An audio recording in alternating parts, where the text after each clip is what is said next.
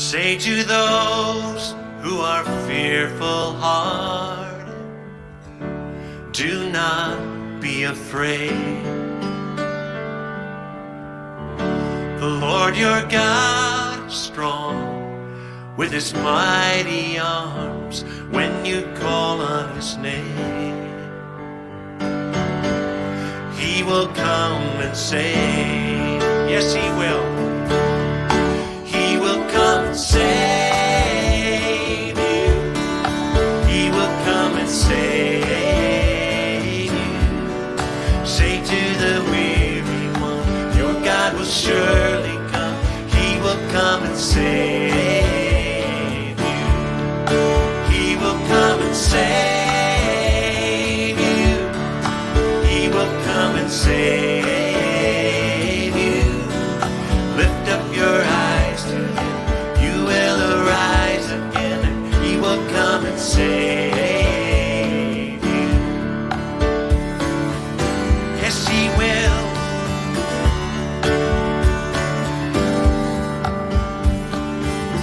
Say to those who are broken hearted, do not lose your faith. The Lord your God is strong with his loving arms when you call on his name. He will come and save. Yes, he will. He will come and save you. He will come and save you. Say to the weary one, your God will surely come. He will come and save you. He will come and save you. He will come and save you. Lift up your eyes to him. You will arise again. He will come and save you. Listen. He is our refuge in the day of trouble. He is our shelter in the time of storm. He is our tower in the day of sorrow, our fortress in the time of war. He will come and save you. He will come and save you. Say to the weary one, your God will surely come. He will come and save you. He will come and save you. He will come and save you. Lift up your eyes to him. You will arise again. He will come and save you. Lift up your eyes. Lift up your eyes to him. You will arise again. He will come and save you. Lift up your eyes. Lift up your eyes to him. You will arise again. Lift up your eyes to him. You will arise again. Lift up your eyes to him. You will arise again. He will come and save you. Yes, he will.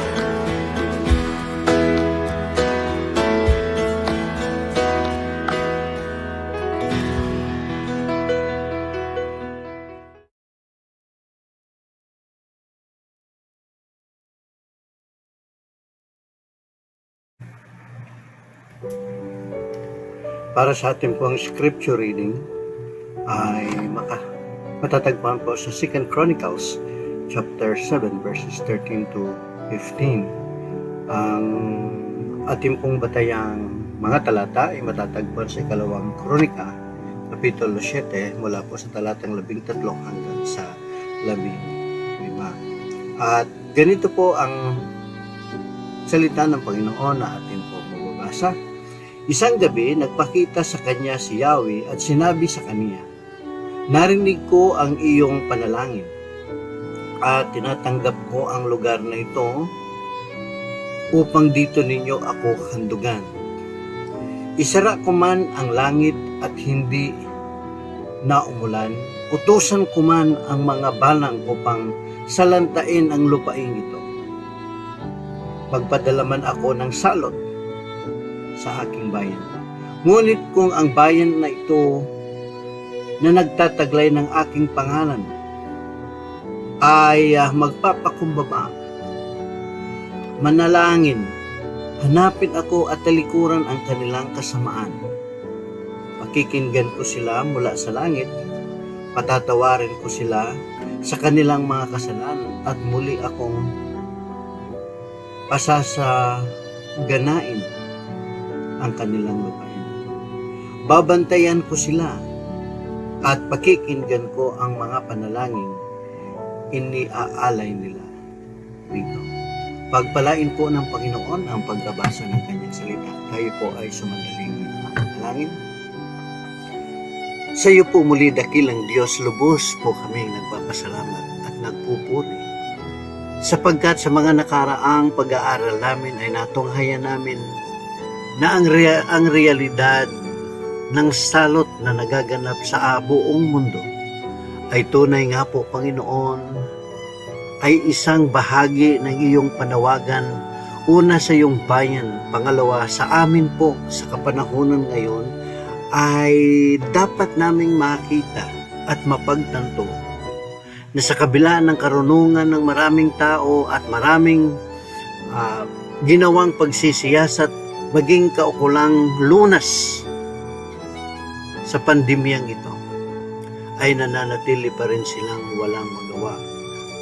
Kung kaya nga po, Panginoon, kami po ang nagsusumamo sa iyo. Kami na iyong mga anak ay nananalangin na ikaw po ang siyang mag-ingat sa amin sa kabila po ng pandemya ito.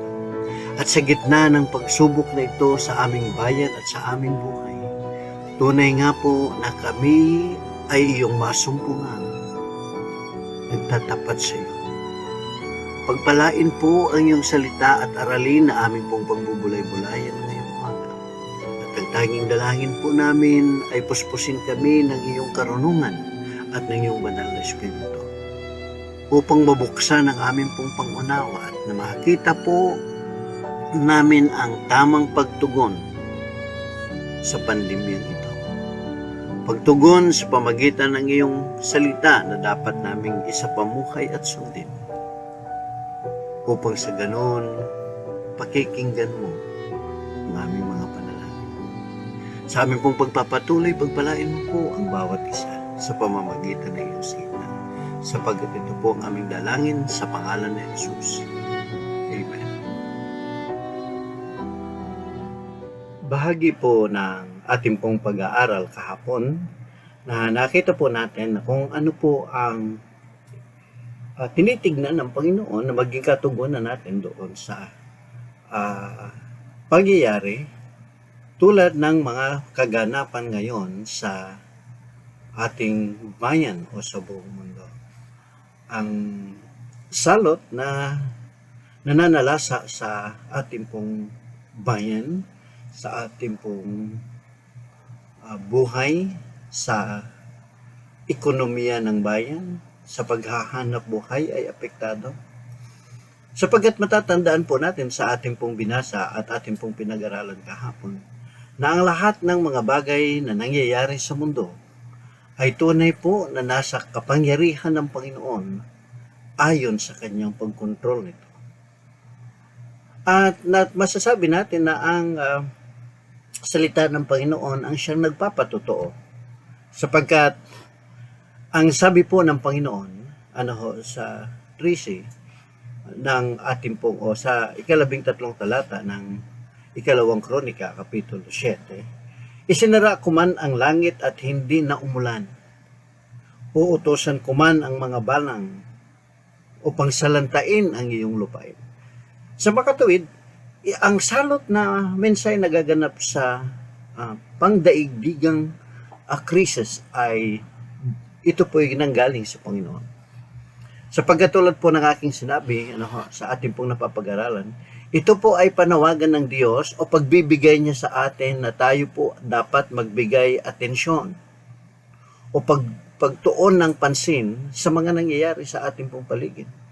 Sapagkat kung ating pong gugunitain ang pagsimula nitong pandemyang ito noong nakaraang taon, ay marami na po ang iginupo nito at marami na po ang naapektuhan na masasabi natin sa isang salita na sinalanta ang ating bayan. At ito po ay panawagan ng Panginoon, lalo na sa atin mananampalataya o sa hindi mananampalataya, sapagkat ang Diyos, alam niyo po, na sabi po ng banal na kasulatan, ang banal na salita ng Panginoon ay ganito. Siya ang nagpapadala ng ulan sa ibang dako at siya naman ang nagpapahinto ng ulan sa ibang dako. Ibinibigay niya ang ulan o ibinubuhos niya ang ulan para sa lahat, sa mga mananampalataya at hindi mananampalataya.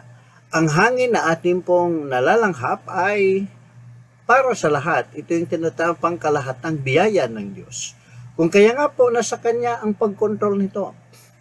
At ang pandemyang ito na nararanasan ng buong daigdig, na sangkatauhan, ay ito po ay pagpapahayag ng panawagan ng Diyos sa atin, sapagkat ang mundo, ang mga tao, ay sadyang talamak na sa kanila pong pagsansala at paglabag sa alituntunin ng Diyos.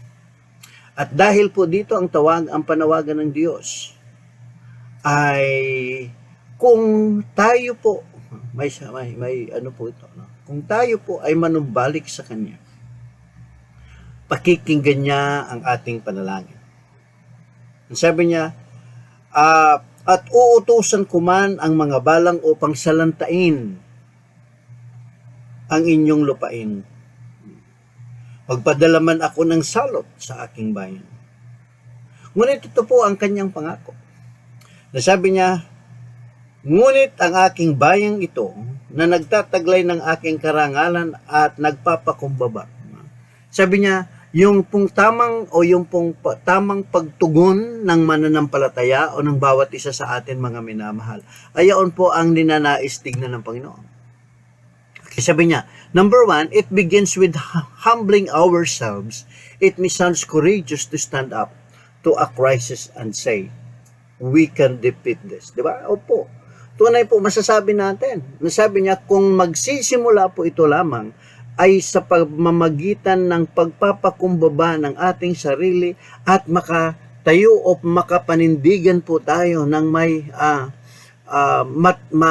malakas na pananampalataya at sapat na lakas ng loob at pananampalataya sa salita ng Panginoon. Na makatindig po tayo sa harap ng krisis na ito at masasabi natin na ito po ay magagapi natin, mapanagumpayan natin. Sapagkat ang sabi po ng Panginoon, ang Panginoon ay sumasa atin. Because the Lord is with us. And sabi niya, if we do not have the same mind, katulad ni Caleb at saka ni Joshua doon sa Kadesh Barnea, sabi niya na pwede nating gapiin ang kaaway, ang kalaban. Magtiwala lang tayo sa Panginoon. Mga minamahal, magagapi po natin ang ating pong kaaway, ang coronavirus, itong pandemyang ito, itong Delta variant, itong mga nagsisilitawan na salot sa ating pong bayan. Kung kasama po natin ang Panginoon. At ang Panginoon ang siyang kukontrol nito, siya ang magbibigay tamang lunas. At sinasabi natin, if the Lord delight in us, kung kakasiyahan tayo ng Diyos. And sabi po niya, then He will bring us into the land and He give it to us. Ang sabi kasi ni Joshua, doon sa ni Caleb at saka ni Joshua sa mga Israelites, sa kay Moses nung panahon doon sa Kadesh Barnea. Ang sabi niya, kapag kasiyahan tayo ng Panginoon, sabi niya, dadalhin niya tayo sa lupaing ito at ipagkakaloob sa atin. Ganon din po ang magiging tamang pagtugon natin sa pandemyang ito, mga minamahal.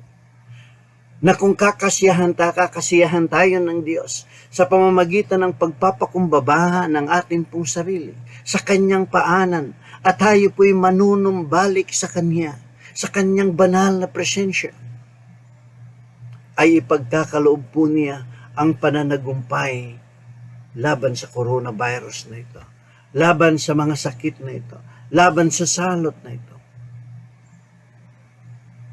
Sabi nga po, yung pong panahon noon, no, na 1918 sinalanta ang buong mundo sa pamamagitan ng trangkaso. The struck and severe blow of the pride that had developed through scientific discoveries which had been made. Nakagawa po sila ng lunas, no, dito. Bakit? Sapagkat sa palagay ko po nung panahon na iyon, 1918, ay talagang ganito rin po ang karanasan nila. Na wala po silang ibang takbuhan kung hindi ang presensya ng Panginoon. Yung sabi niya din na crisis that we should be humbling ourselves. Dapat higit po tayong magpakumbaba lalo sa gitna tayo ng pandemya. Not boasting of our self-sufficiency. Hindi natin pwedeng pagmalaki yung kapanagumpayan na nagagawa ng tao. Sabi niya, pandemic should remind us of our morality and our need for God. Ito po'y maging silbing paalaala sa atin. Ang pandemya pong ito ay magiging silbing paalaala sa atin. Na mas higit po natin kailangan ng Diyos. Giras sa bakuna na ginagawa sa buong mundo ngayon. Mas kailangan po natin ng Diyos na tayo man po ay mabigyan man ng booster vaccine. Ang pangatlong bahagi ng pagbabakuna ay hindi pa rin magiging kasapatan sapagkat ang mga ito ay remedyo lamang sa problema ng coronavirus. Ngunit ang tanging kaparaanan at ang tamang pagtugon nito ay yaong pong paglalagak ng ating pong buhay sa kapangyarihan ng Panginoon sapagkat siya po lamang ang tanging kailangan natin sa buhay. Pangalawa, sabi niya, we have to seek the Lord and pray. We have to humble ourselves. Magpakumbaba ang bawat isa sa Panginoon sa kanyang paanan. At sabi po niya, tayo po'y mananalangin. On Philippians chapter 4, verses 6 to 7, kanya po tayong tinuruan sa pamagitan ni Apostle Paul. Ang sabi po niya, and be anxious for nothing but in everything by prayer and supplications with thanksgiving let your request be made known unto God. And the peace of God, which surpasses of all understanding, will guard your heart and minds through the Lord Jesus Christ. Mga kapatid, dapat tayo po ay manalangin ng walang patid. Tayo po ay magdalanginan sa isa't isa. Tayo po ay maghawak bisig sa pananalangin at yugyugin po natin ang langit at dalhin ang ating pong kabigatan sa Panginoon na mayroon pong pagpapasalamat na sa kabila po ng pandemyang ito ay patuloy pa rin tayong iniingatan ng Diyos. Ating pong ipaalam sa Kanya. Ang sabi po niya doon sa Chronicles chapter 7, verse 14, if we humble ourselves and pray at pananalangin, they will give us the promise of peace. Why? And the Lord, sabi niya, and the peace of God, which surpasses all understanding, will guard our hearts and mind. And therefore, sa pag-aaral at pagbubulay-bulay ng salita ng Panginoon, sa kung magkagayoy, ang sabi po natin na kapag tayo po sa pamagitan ng pagbubulay-bulay natin ng salita ng Panginoon, na siya pong hangad at ginagawa natin, kahit sa pamagitan ng maikling panahon, sa ilang sandali na may uukol natin pagising sa umaga, ay tayo na po ay makaluhod sa paanan ng Panginoon at dalhin po natin ang ating pong mga kabigatan at kahilingan sa Kanya. Isa po ang magiging magandang everyday habit ng mananampalataya. Ang everyday o pang-araw-araw na magiging kaugalian natin mananampalataya ay sa paggising magkakaroon po tayo ng tinatawag na morning devotion. Ito po yung ating hangad at ginagawa na sa biyaya po ng Panginoon na sa pamagitan ng kanyang pag-ibig at pagmamahal na maging ang inyo pong lingkod ay maaaring gamitin niya sa ganito pong kaparaanan upang kayo po o tayo pong lahat ay magsama-sama na makalapit sa Kanya. At sa pamagitan po ng bawat araw na pagbubulay-bulay natin ng salita ng Panginoon at maging ang ating pong pandalanginan o pagdadalanginan sa isa't isa ay ibibigay ng Diyos ang solusyon o magiging gamot ng krisis nito. Tandaan po natin mga minamahal, kahit man madiskubre nila ang gamot na magiging pagbigay lunas sa ating pong problema, sa ating pong hinaharap na coronavirus, kung hindi pagkakaloob ng Diyos ang kagalingan sa atin. Sabi niya, because God healeth us. Siyang nagpapagaling sa atin. Aanhin mo ang lahat ng teknolohiya na mayroon sa mundo na napakaganda. State of the art ang tawag natin dito. Sa bawat hospital, napapasukan mo. Nandyan na ang gamot na malalakas at magaganda para i-control ang karamdaman na mayroon sa iyo. Ngunit kung wala kang pagpapakumbaba at wala kang pag-uugaling mapanalanginin na nabuo sa iyong puso, at kung hindi ipagkakaloob ng Diyos ang kagalingan sa iyo, wala po tayong magagawa. Sapagkat ang sabi niya po, dapat tayo po ay magdalanginan sa isa't isa. Dalhin po natin ang ating pong kabigatan, ang ating pong kahilingan sa Panginoon. Ang sabi niya nga po dito sa Chronicles, yung ating pong binabasa. Sabi niya, ngunit kung ang aking bayan ay nagtataglay ng aking karangalan at magpapakumbaba, mananalangin, hahanapin ako at tatalikuran nila ang kanilang mga kasalanan. Kasamaan, pakikinggan ko sila mula sa langit. Ang ibig pong sabihin, ang susi po sa pandemyang ito, sa tamang pagtugon ay hindi po lamang doon sa pagbabakuna. Hindi po lamang doon sa pagsunod ng health protocol ng ating pong pamahalaan. Kung hindi, magpapakumbaba po tayo sa harapan ng Panginoon. Dalhin po natin ang ating sarili sa Kanyang dambana. Humingi po tayo ng tawad. Tayo po'y manalangin. Tamalikod po tayo sa lahat ng mga kasamaan na ating pong ginagawa upang pakikinggan tayo ng Panginoon sa ating mga panalangin. Sabi niya nga po, tayo po ay dapat nakadepende lamang sa kapangyarihan ng Panginoon. Ang sabi niya, when the church forsake her calling to be a house of prayer, God sent something to turn her back to that. That means, ang sabi niya, and the early church, an example for us, when the trouble come, they prayed. Alam niyo po, minsan, ang isa sa nakakaligtaang panahon ng tao ang manalangin. At minsan ang higit na nakakaligtaan at napapabayaan ng mga mananampalataya ay ang pong dumako at katagpuin ng Diyos sa kanyang bahay panalanginan.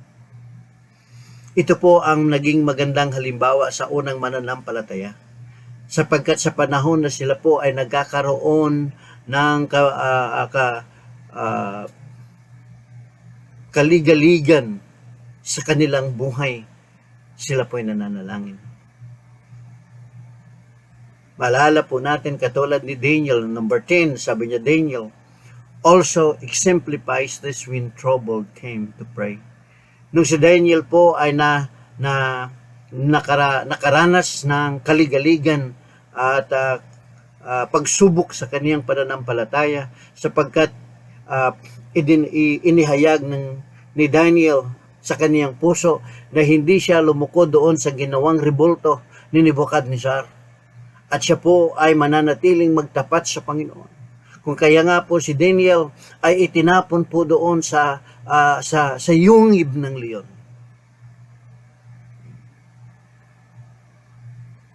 At si Daniel din po ay dahil sa kanyang pagsaway sa kanya sa pamahalaan ni Nebukadnezar, ano po, ay sila po'y itinapon sa horno ng apoy. At makita po natin doon sa kalagitnaan ng kanilang kaligaligan sa buhay. Sa gitna po ng sila ay nasa nagliliyab na apoy, sila po'y nananalangin sa Diyos at doon nakita ni Nebukadnezar na sila po ay 4, ngunit sila'y naging 5 sa paningin ni Haring Nebukadnezar, na siyang naging dahilan ng pagtanong sa kanyang sarili na kung sino po ang kanilang kasama doon sa kalagitnaan ng apoy. At ang sinabi ni Daniel, ni Shadrach, Meshach, and Abednego, sabi niya, ang Diyos na siyang pinaglilingkuran namin, ang siyang nagligtas at nag-ingat sa amin na kahit isang hibla ng aming buhok ay hindi po naano ng apoy, na kahit ito'y nagliliyab, sapagkat ang kapangyarihan ng Diyos ang lumukob sa kanila at sila'y iniligtas. Mga minamahal, ganun din po sa atin. Paligiran man tayo ng coronavirus, mayroon man tayong Delta variant, mayroon man tayong mga mahigit pang kabigatan na daranasan natin sa paligid ng ating pong buhay, kung tayo po ay lubos na magpapakumbaba sa Panginoon, hanapin natin ang kanyang kaluwalhatian, ang kanyang karangalan, ang kanyang kabanalan, at tayo po'y patuloy na manawagan sa kanya sa pamamagitan ng panalangin, at tayo po ay tumalikod sa lahat ng ating mga masasamang ginagawa. Doon po lamang tayo pakikinggan ng Diyos. At kung tayo po ay pakikinggan ng Diyos, magbibigay po siya ng lunas sa bawat karamdaman o maging ang pandemya o salot na nararanasan ng ating bayan. Wala ang ibang pwede natin gawin kung hindi ang sumuko at isuko ng ating buhay sa Panginoon. Mga minamahal, ito po muli ang ating pong morning meditation at bukas sa ating pong pagpapatuloy sa pagtunghay ng magiging tamang pagtugon natin sa pandemyang ito. Ay hari naman magbibigay ito ng gabay sa bawat isa sa atin. At higit sa lahat, sa pamagitan ng araling ito, tayo po ay pinagpala ng Panginoon.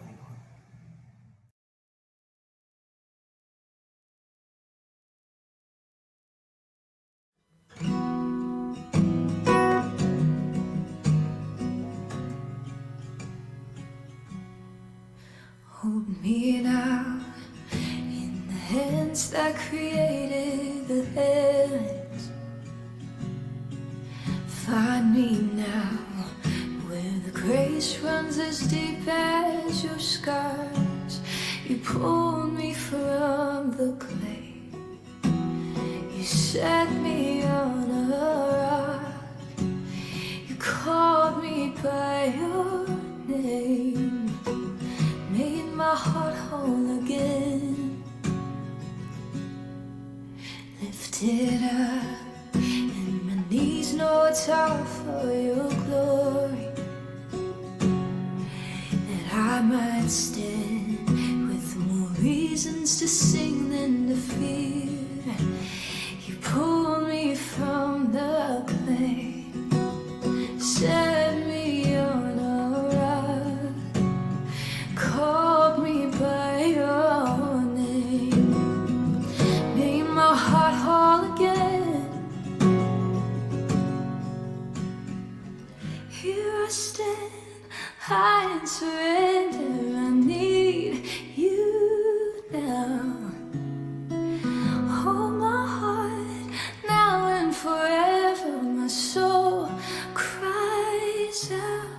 Once I was broken, you loved my whole heart through.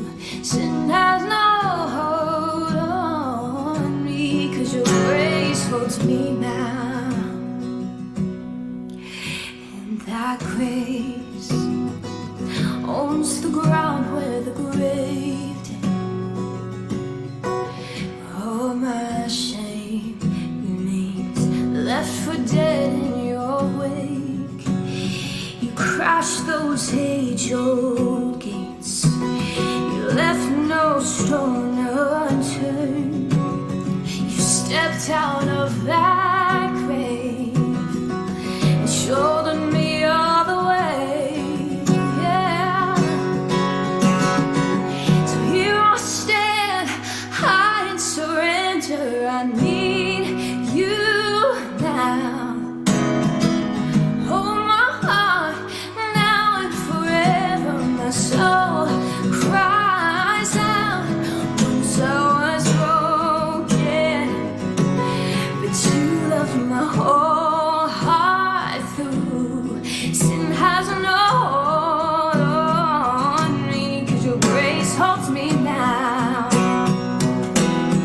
You didn't forgive it. Look where my chains are now.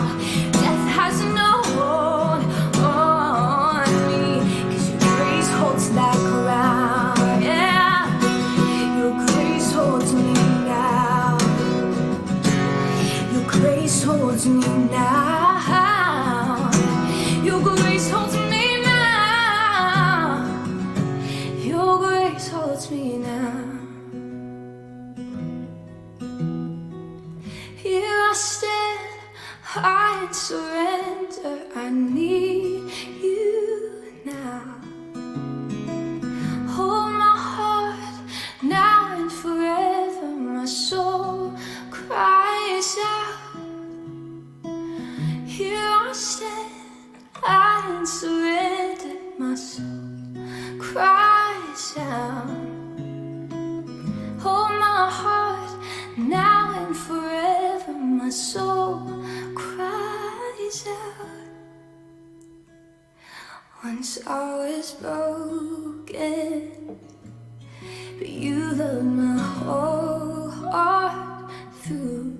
Sin has no hold on me, 'cause your grace holds me now. Healed and forgiven. Look where my chains are now. Death has no hold on me, 'cause your grace holds that crown. Your grace holds me now. Your grace holds me now. Your grace holds me now and forever. Your grace holds me now. Tayo po ay magsara sa panalangin. Muli po, dakilang Diyos, kami lubos na nagpapasalamat sa iyo. Sapagkat ang formula o ang pamamaraan o kaparaanan kung paano po namin mapanagumpayan ang pandemyang ito, kung paano namin mapanagumpayan at malampasan ang salot na ito, ay doon po lamang sa tamang pagtugon namin sa pamamagitan ng pagpapakumbaba ng aming pong sarili. Pagkilala at hanapin, Panginoon, ang iyong katuwiran, ang iyong kabanalan, ang iyong presensya. At kami po ay dudulog na nagpapanikluhod sa iyong dambana. Dala ang aming pong kabigatan at sa pamagitan po ng kabigatan ito ay magkakaroon po kami ng tamang kaalaman mula sa iyong salita na siyang aming napagbubulay-bulayan upang kami po ay makabuo ng isang pagpapasya, pagtugon sa pandemyang ito ay walang iba kung hindi ang pasakop sa iyong dakilang kalooban. At sa pamagitan po nito, Panginoon, ikaw ay magpapadala ng lunas na siyang maging kagalingan ng bawat isa. Dakilang Diyos, pagpalain mo po ang iyong salita na nayan sa amin. Patuloy po kaming hawakan at ingatan, ilayo sa mga magiging kapinsalaan ng salot na ito. At ang tanging kailangan po namin ay ang inyong kapangyarihan at sa pamagitan ng iyong salita na aming natutunan, magbigay po ito ng sapat na kaalaman sa amin. At ngayon, sa walang hanggang pag-ibig ng Diyos Ama at ang biyaya ng Panginoon Kristo, ang pakikipisan, pag-aaliw, paggabay ng Banal na Espiritu Agsiyansa sa atin mula ngayon hanggang sa pagbabalik ng ating tagapagligtas sa pangalan ni Jesus. Amen. At sumayin niyo muli ang isang edisyon ng ating pong morning meditation at maasa po bukas magkita-kita po tayo sa pagpapatuloy ng ating pong pag-aaral kung paano po natin ipahayag ang tamang pagtugon sa pandemyang ito na kung ano ang nais ng Panginoon masungkungan sa ating puso sa pagsunod sa Kanya. Magandang umaga po at pagpalain po tayo ng Panginoon.